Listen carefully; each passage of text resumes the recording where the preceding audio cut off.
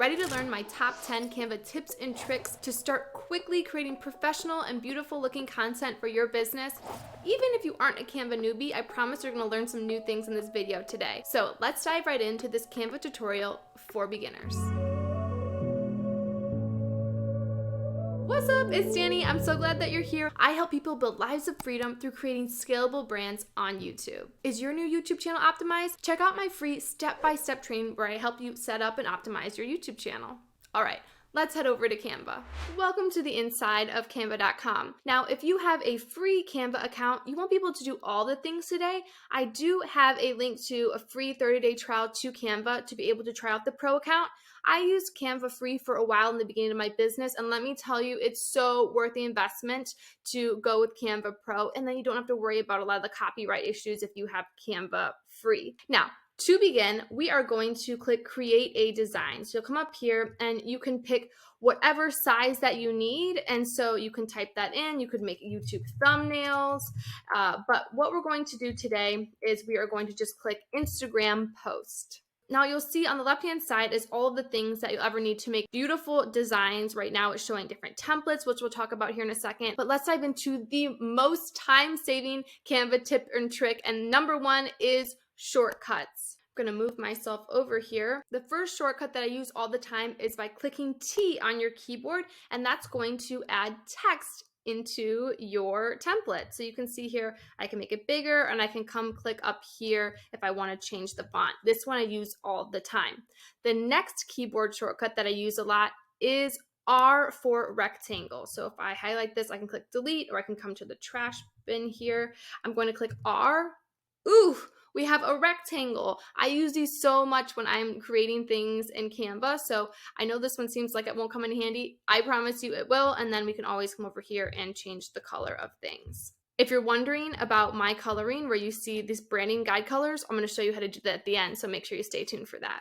The next shortcut that I use quite often is C, and that's C for circle. So if you ever need circles in your graphics, then just click C on your keyboard.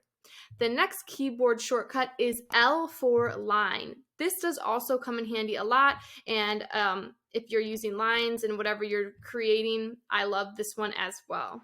The second Canva tips and tricks I'm going to share are in elements, and there's so many things that you can do with an element. So if you click over on the left-hand side, we can find graphics and art. So I'm going to type in boho. Let's say I wanted to make an Instagram post with the boho theme, and I can either pick out photos, I can choose if I want to see graphics or videos or even audio now. So I'm just going to look at all of them. Something that I never knew you could do is if you hover over, so let's say I really like this graphic. If I hover over it, I can see these three dots. If I click on those three dots, it's going to give me some information of the keywords that I could either click on. It'll take me to more photos like that. Or it can also show you, it says view more by this artist. So I can click on that and then I can see all of the different artwork that this artist has made if I like her vibe. So kind of a fun hack there. Also within Elements, a lot of people don't know, you can come over here and click this bar right here, and you can choose the orientation of what you want to see. So maybe I'm looking for things that are only horizontal. And if I only want to see free elements, if I have Canva free, then you can also click that and apply the filters and see what you want to see. Obviously with this artist, they're all paid, but if I were to do something more simple like flower, I could come up here and click free and then see all the different ones that I could use for a Canva free account. The next Canva tip and trick is in text and adding effects. So I'm going to go over to the left-hand side now and click on text. And we already know our shortcut. We can just click the T and pull up some text that looks quite nice for our Instagram post. And so if I add in here some text and I want to add effects to it, what you can do is you can actually look at some font combinations here on the left-hand side that look really nice if you have Canva Pro, but you can also click up here and click effects. And this is awesome because there's loads of different things that you can do. So you can see I can add a shadow, I could add a lift, I could make the text neon, I could make it curved or spliced. Now a quick tip at how to create a border around your text. If you use this splice effect, if you change the direction to 0 and then the offset, you can create 0.02 and then increase the thickness, you can see it makes a really nice border on your text. This font isn't as good with it. Let's see if it's better with Horizon. There we go. So see how it adds a nice border on your text? So that's how you can do it with the effect of splice. Also, if you want to change the color, you could change the inside color by coming in here, and then I can change the outside color of it by going up here to text color. All right, so that is how you add some effects to your text. The fourth Canva tip and trick is in adding backgrounds. So obviously you can go over to the left-hand side here and click backgrounds, and there will be a bunch of backgrounds that you can click on, and it will change the background of your picture. But what if you don't like any of these backgrounds or patterns? What you can do is you can go to elements or photos. So I'm going to click up at photos, and let's say I want a picture of a beach from the background. And I say, you know what, this one's so beautiful, I'd like to use this one. There are two things you can do to make this the background. You can either drag it all the way out like this, and then when you click on the outside, it'll make it the background. Or what you can do is you can right click and you'll see it gives you this option that says replace background. Boop, then it will replace the background. Now, if you want to move it around, you can double click and you can move the picture to be where you want it to show up for the background. Also, what if you want your background to be a bit transparent? You're going to come up here and click this transparency button. And so you can see I can actually decrease the transparency of this photo. And maybe I want the transparency to not be white. What I would do is I would come over here and click this background color, and maybe I want it to be darker. So if I change that to a dark blue, when I change the transparency, it's going to make it darker instead of lighter. So that's just another cool tip and trick within Canva. Let me know, did you know that one? If you didn't, give me a thumbs up in the comments below. My fifth Canva tip and trick is in positioning different elements and tidying up. So let's say that I have a bunch of elements that I want to put for my Instagram post. So I'll put bullet points, and you can see I really like this one, and so I'm going to have some of these with some text. And I'll have point A. What I can do is I can either click this button over here if I want to duplicate it, or for me, usually I just do Command C, Command V. It's much faster. Command C, Command V. All right. Well, these bullet points, they are kind of all over the place. They aren't positioned very well. So what I can do is I can drag my cursor so that they're all highlighted, and I can come over here and click position. And you can see there's this button here that says tidy up. So what I would do is I could click tidy up, and it's going to space them all evenly. It's the best thing ever. I love the tidy up button. Now let's say I want to put in a picture of a dog in this post for some reason.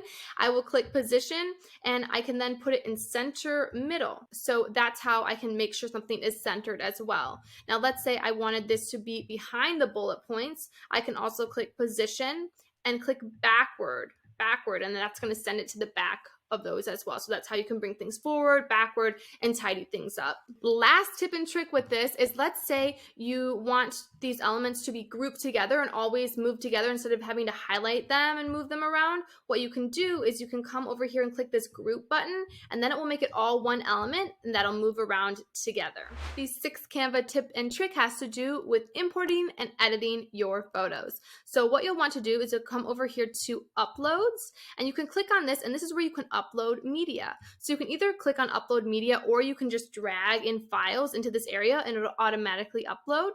And then once you have a picture uploaded, let's say I want to use this photo of myself. I can click it and it'll just add in. And then we can go over here to edit image. And there's so many cool things you can do now with Canva. So you can actually adjust the brightness of your photo, the contrast, the saturation, which is really nice. You can also add a filter to it. If you click see all, you can see all of the filters. But what you'll find that you use a lot when creating in Canva is this background remover. Now you need the Canva Pro version to be able to do this. Let me tell you, it is worth paying for Canva Pro just for this tool alone. It will remove the background, which makes it look really nice. Now, another really helpful tip is if you want to add a outline to your photo, what you can do is you can come over here and click shadows. We're still in editing the image, and click on glow. Now, if you click on it again, we're going to change the settings. We'll change blur to 0, transparency to 100, and the size we can make a little bit bigger. I can change the color to white, or maybe even my nice light blue. And then I have a nice picture that I can use. Let's say this were like, I wanted to put this in a thumbnail or something. Makes my picture stand out and pop a little bit more. The 7th Canva tip or trick is duplicating elements and pages. So you've already seen me duplicate an element before, but let's do it again. If I click on this and I go over to this duplicate button, I can add myself again really easily. And let's say I want to duplicate this whole page. You can come up here and you can click duplicate page, and it's going to add in another page for you that's the exact same. So this button also comes in so much handy. The 8th Canva tip and trick is that you should use both Canva on your desktop and on your phone. So if you don't have the app on your phone right now, it makes it so easy to make elements on your desktop. I always think it's easier to edit on Canva on your computer. And then when you download things, you can just open up Canva on your phone and then download it directly to your phone and then use it however you want. So that's what I do when I make videos and things in Canva. I'll then just pull it up on my phone and then I'll download it and upload it from there. And that seems to be what works best for me, and I highly recommend it for you too. The 9th Canva tip and trick that I have for you is so helpful, and that is using templates to help generate ideas to make beautiful content for your business. So what I normally do is, you can see there's templates that you can look at right here, but I prefer going to the home page and then clicking on templates. And there I can then pick templates from the type of content I want to be making. So let's say I want to find ideas for Instagram stories.